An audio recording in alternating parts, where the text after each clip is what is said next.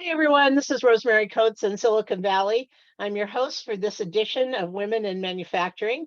I'm the executive director of the Reshoring Institute, where we help companies bring back or expand their manufacturing in the US. I also run a global supply chain consulting firm called Blue Silk Consulting, where we help clients with global supply chain projects and where I also do expert witness work. On these podcasts, we interview accomplished women in business and ask them to share their experiences that we can learn from. Today, I'm thrilled to welcome our guest, Dianna Huff, the founder and president of Huff Marketing, Huff Huff Industrial, Industrial. Huff Industrial Marketing. She's also the author and publisher of the blog Keep It Made in the USA. Woo-hoo, we're excited about that. So welcome, Dianna. Thank you. Thank you.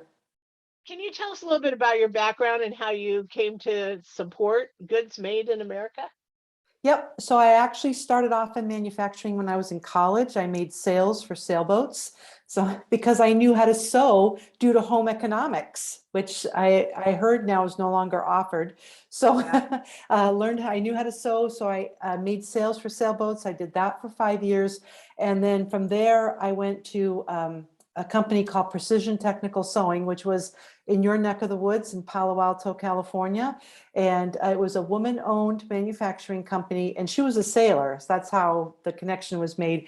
And we made custom cloth products for military and aerospace and a lot of other companies, industrial companies. So I worked there for 7 years, and I was then in the front office. So I did everything from shipping, receiving, bookkeeping. This was before internet, 4 phone lines, telephone, the Yellow Pages advertising, and quoted custom jobs, made the mil spec manual, so you know how it is when you work at a small company, you get to do everything. So, and then in 1998, I went out on my own and I was DH Communications, Inc. And I did that because my son was born. And by then I had moved to the East Coast. And so until from 1998 to 2013, I was doing copywriting, marketing writing for B2B companies. And also, I was working with manufacturers. And by 2013, I was completely burned out. My son had gotten his driver's license and flew the coop. And so it gave me some time to really, assess where am I, what do I want to do? And so I closed down DH Communications and started Huff Industrial Marketing in 2014 to work exclusively with smaller, I say smaller, 20 to 50 employee manufacturers. So during that, right after that transition, I was doing a lot of reading to get up to speed on manufacturing, what was going on. And one of the things that I came across was this video, the Million Jobs Project. And the guy narrating it said, if everybody just bought one product made in USA, if everybody did this, we would create 1 million jobs. And it wasn't just the manufacturing jobs, it was all the jobs associated, because I remember the little visual, it was a magnet.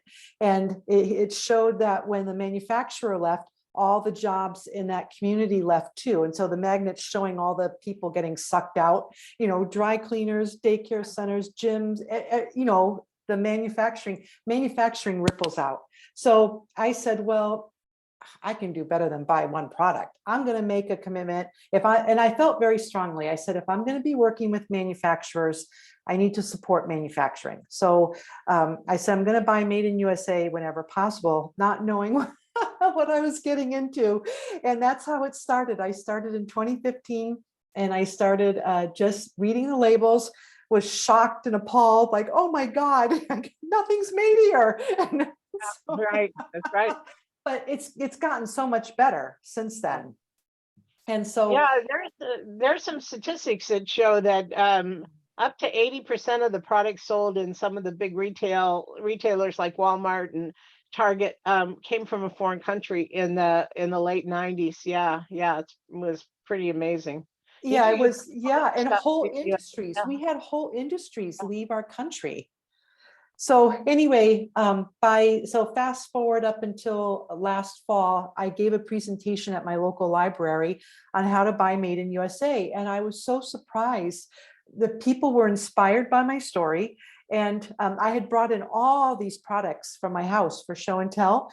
And people were amazed that people just don't know how much stuff is actually made here. You just can't go to a store and buy it because often it's direct to consumer. I mean, of course, you can go to Bed Bath and Beyond and maybe find a towel, one small little set of towels, or Walmart has, you can buy Hanes socks or whatever. But like you said, a lot of the stuff is not made here. And so people were really surprised. And that's what gave me the whole idea to start my new blog, Keep It Made USA. And so I feature companies that make stuff here, and then I do my own product reviews. So I'm not paid.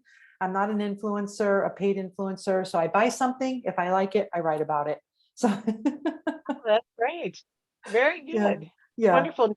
Yeah, I think, there's this recognition that happened, I don't know, 7 or 8 years ago. Well, actually, I think the whole reshoring revolution started in 2012 with Barack Obama and Mitt Romney China bashing like crazy while they were running for president.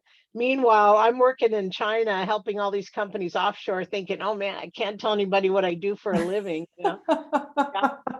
I think there was some recognition after that. That was kind of a turning point where consumers, as well as industries and industrial buyers, started thinking about sourcing in the USA, and it started to grow from there. And albeit the growth was pretty slow, it was still steady, and there was still an awareness happening. When the pandemic hit, of course, then everything changed because it introduced so much risk into the supply chain, and an obvious understanding that not being able to buy products here is a weakness in the US and something we need to fix. But yeah, I'm so glad you started writing about it, and all of us can take steps to try to find products that are made in the USA. So what other services do you provide at industrial marketing, Uh, at industrial marketing? Yeah, so we work with smaller manufacturers, and we solve the big challenges. We do website design, so we do custom WordPress design.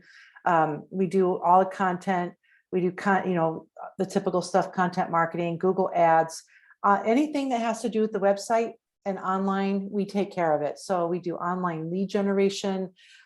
We can do workforce attraction. So for example, I go to some of these, pre-COVID, we'd go to these seminars for manufacturers.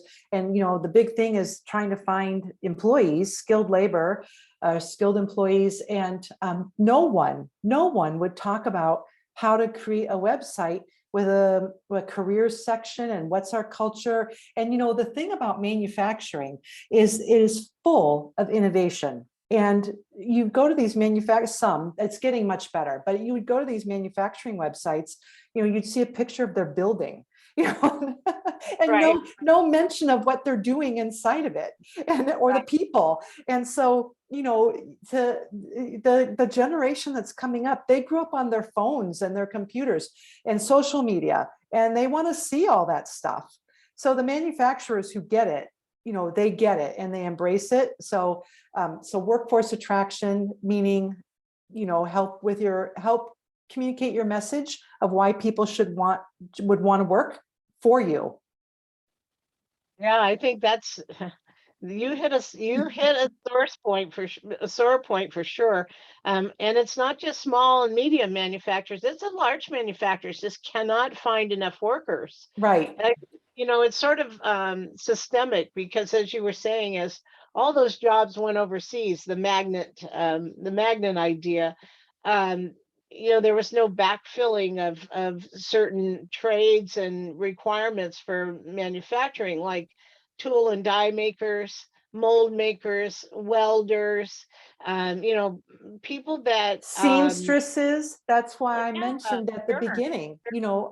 I sewed on an industrial sewing machine. That's a skill. Yeah, yeah.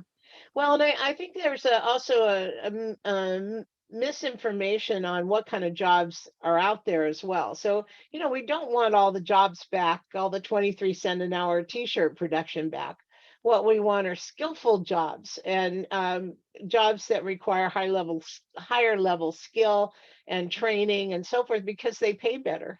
And that's Right. the way we rebuild the middle class in America, not through all the low cost, minimum wage or less sort of jobs that just create a welfare state. I mean, if you can't pay a living wage, you have to supplement that with welfare. So Yep.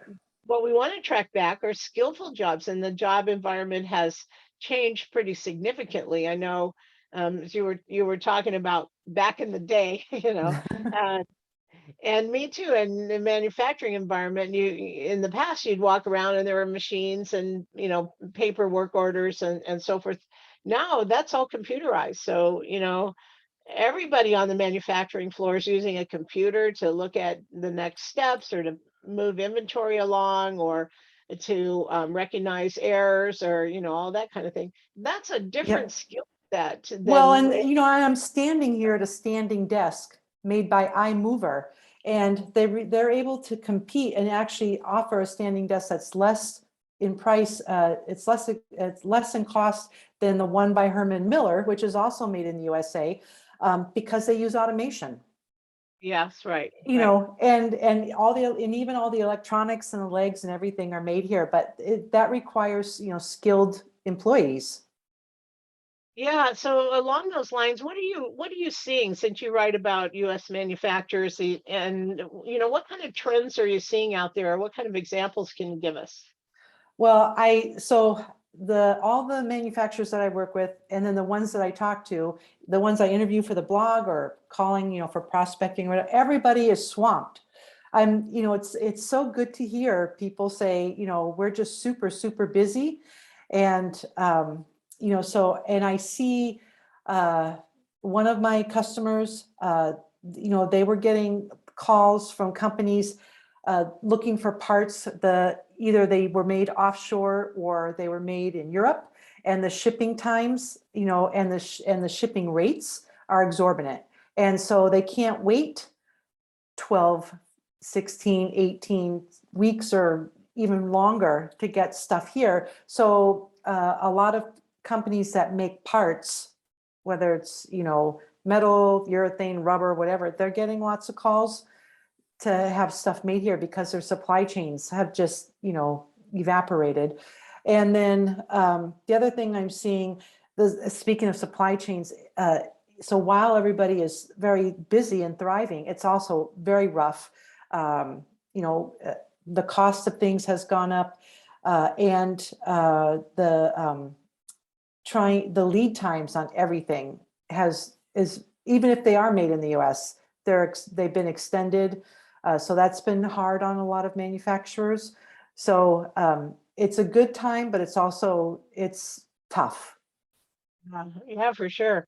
Yes, we did a major study last spring with 50 companies in New York, and we asked them about how they fared through the pandemic, and almost all of them said, some of them had disaster recovery plans and so forth, and almost all of them said nothing worked. They weren't prepared for anything regarding the pandemic, and had to make all these new decisions and determinations on the fly, trying to reinvent the business every day because there were so many unknowns and crazy stuff going on. And yeah, I mean, one of the things that was pointed out over and over again is most of these companies are trying to find more domestic suppliers.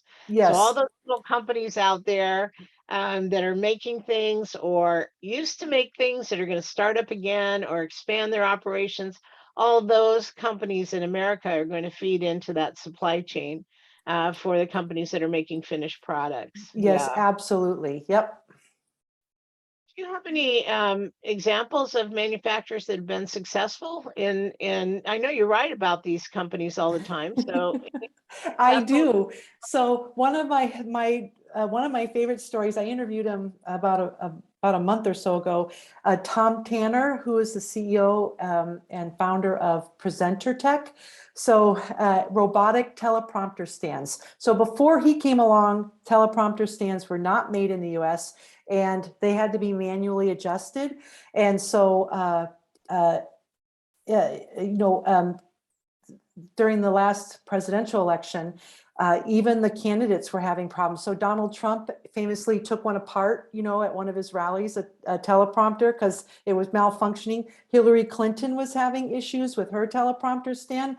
So Tom Tanner has a brother who was doing a gig for Lucasfilm, and he was audio visual. I forget exactly what he was doing, but he needed a teleprompter stand that didn't have to be manually adjusted, because if you film someone who's tall and then follow with someone who's short, you have to adjust that stand. Yeah. Takes time. So he called Tom's brother called him, help me, I have this huge gig coming up. Can you create something? So on his lunch, so Tom was in medical devices, and on his lunch hour at night and on weekends, within a week, he created this robotic teleprompter stand. And he said that at 3 a.m., he spraying it with black Krylon. And then his brother picked it up at 8 a.m., took it to the Lucasfilm site, and at 11 o'clock did his thing and called them and said, it works, they loved it. And so, hold on, sorry.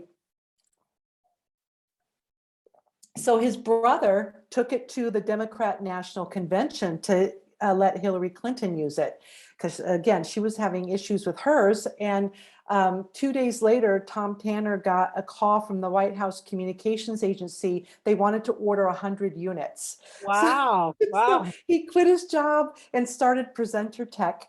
I mean, what a fantastic story, right? But the thing that I really like about the story is he's very serious about making these in the US. He sources, again, just what you said a few minutes ago, he's sourcing all his components. He and his partner source all the components in the US as much as they can. Of course, electronics are hard, but he's very serious about it, and very serious about growing manufacturing and creating jobs. So that's one story. And his company has grown considerably. He's the official supplier to Tim Cook of Apple, and so it's real. I thought, wow, what a great story, huh? Yeah, And for then, sure. Tim Cook is a supply chain guy too. I don't know if you knew that, but oh no, he came up through the ranks of supply chain at Apple.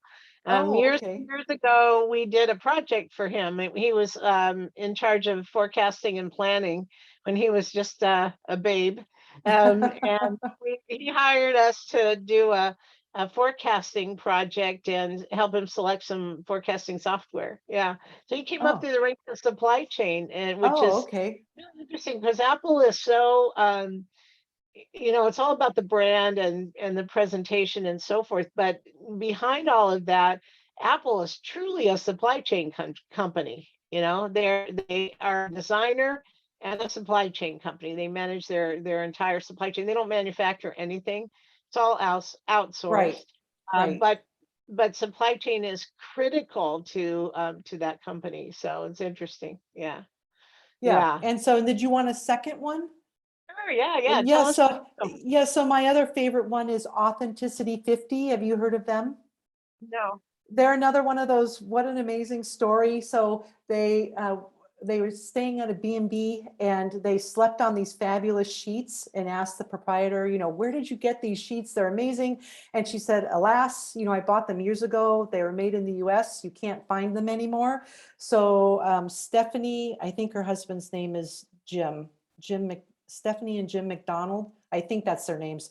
Authenticity 50. So they did a Kickstarter camp. They did all this research, learned about bedding and how it's made, and did a Kickstarter campaign, and they now make sheets in the US, and bedding, and their tagline is seed to stitch. So everything, again, like Presenter Tech, the entire process is US based. They grow the cotton, it's grown in California, it's carded, it's woven. They drive all over the United States looking for mills that need the work, and then they make the wide sheeting, and then it's cut, sewn. Even the boxes they use for shipping, made in the US. They make these really nice blankets called heritage blankets that are woven in Maine by one of the last family-owned weaving mills in Maine. Amazing story. Yeah. Yeah, I think, from our perspective too, we see manufacturing coming back. Although I think it's evolved. Today's executives aren't just laser focused on the cost like they were in the early 90s. I over and over again, I had clients tell me, find me a low cost location, right? That was the thing. And today, I think they got a lot smarter, especially after the pandemic, and understand there's more to that decision than just cost. Looking at where your markets are, how you can leverage those new markets, how where is the growth, where is your supply chain, thinking about all those kind of things that go into the decision to ultimately find a location that's appropriate or multiple locations. So a lot of our clients will pick an Asian location, for example, to serve the Asian market, and another, maybe a nearshore location in Mexico, and then maybe a third location in the U.S. So it's a different. It's not simply we shipped everything to China, now we're going to bring everything back. That's not the way it is. It's much more thoughtful, and many more variables go into that decision making. So I'm just thrilled that you're writing about it. I think it's Oh, wonderful, and we need to keep up the momentum and the conversation going on reshoring because it's just so important to our economy. it So absolutely. we're coming to the end here, Dianna. Do you have any final thoughts? Yep, I would say, when you are ready to buy something, research it, see if you can find a US made version.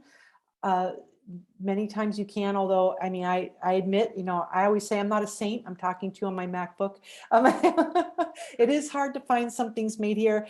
But the reason why I do this is because it's supporting manufacturing, but it's also supporting jobs. And the manufacturing jobs and the jobs that manufacturing supports. And, these jobs are really important. And, so I say, jobs make strong families make strong communities. And if we're all strong, life is very, very good. And so when you're buying something made in the US, you're supporting your community, or someone else's community, but it's a really good thing. So I would encourage you. I always tell people ask me all the time, how do I get started? And I say, just start reading the labels. Absolutely. Absolutely. Yeah. Well, thank you so much for joining us today, Dianna. It was really interesting. Can you give us your contact information and where we can find your blog? Yep. So huffindustrialmarketing.com. That's HU, two F's like Frank, huffindustrialmarketing.com. My blog is right there in the top nav, Keep It Made USA. And then I am very active on LinkedIn. Terrific. Well, thank you again. Yeah. And, and you can listen to more podcasts on the Women in Manufacturing website, www.womenandmfg.com. And you can reach me, Rosemary Coates, at rcoates@reshoringinstitute.org, and visit our website, www.reshoringinstitute.org, where we publish all of our research on manufacturing in America. Have a great day.